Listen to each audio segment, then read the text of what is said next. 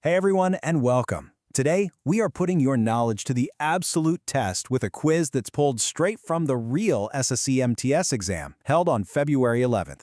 Yep, these are the actual questions candidates had to face. So let's see how you do under pressure. So here it is, the big question. Are you ready for this? This is your chance to really see how you stack up against the actual exam. Think of it as a little stress test for your brain.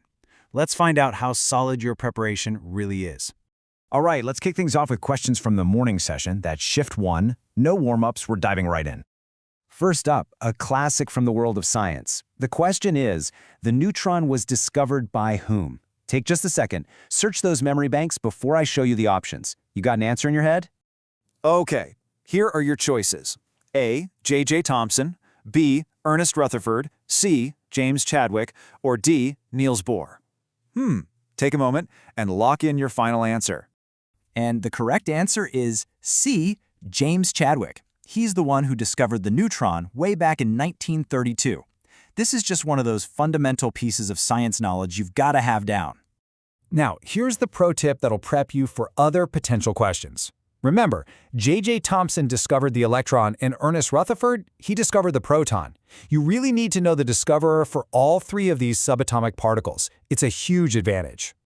All right, let's completely switch gears and jump into ancient history. What is the main thing depicted on the gateways, the tornis, of the Sanchi Stupa? This is a perfect example of how specific they can get about a famous monument. Your options are A. Scenes from the Mahabharata, B. Life events of Lord Buddha in symbolic form, C. Mughal court scenes, or D. Gupta inscriptions. So what do you think? The correct answer is B. The super intricate carvings show a bunch of Jataka tales, which are stories about the Buddha's previous lives, and other key moments from his life, all shown symbolically. So, be honest, did you get that one right? And that wraps up our little sample from the first shift. Now, let's jump over to the second shift and see what they threw at students.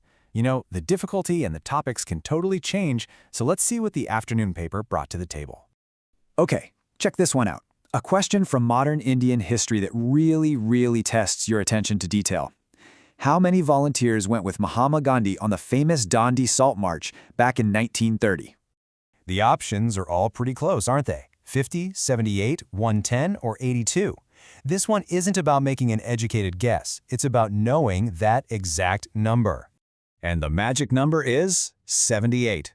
Mahatma Gandhi started that historic march from his Sabarmati ashram with 78 of his most trusted volunteers. This just goes to show you, for major historical events, you need the specifics, not just the big picture. All right, for our last quiz question, we're looking at some medieval architecture. Which one of these famous tombs is often called the Baby Taj and is also made of that beautiful white marble? Here are your choices: Humayun's tomb, the tomb of Itimad-ud-Dawla, Gol Gumbaz, or Qutub Minar. So which one is basically seen as the precursor to the Taj Mahal?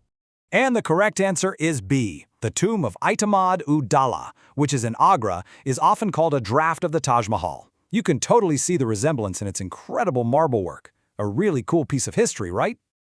Okay, quiz over. Pencils down, everyone. Now that we've had a little fun testing our knowledge, let's shift gears. It's time to analyze what these questions actually tell us about the exam itself, because this is where the real strategy begins. You know, looking at these questions reveals some really important patterns. It's not just about what you know, but how you know it. Getting a feel for these trends is the absolute key to studying smarter, not just harder. And this table right here illustrates the main takeaways perfectly. So, as you can see, topics like books and authors pop up all the time. Modern history questions, like that Dandi March one, demand deep, specific facts. And while we didn't hit them today, you got to be ready for topics like the 5-year plans and sports awards. They're always in the mix. And finally, you have to expect the unexpected. They can throw curveballs, maybe shifting focus from a topic like bank nationalization to something like airline nationalization. And that brings us to the end. After going through these actual exam questions, it's time for a little self-reflection. Be totally honest with yourself. Which one of these topics feels like your biggest weakness right now? Because figuring that out, well, that's the very first step to turning it into a strength.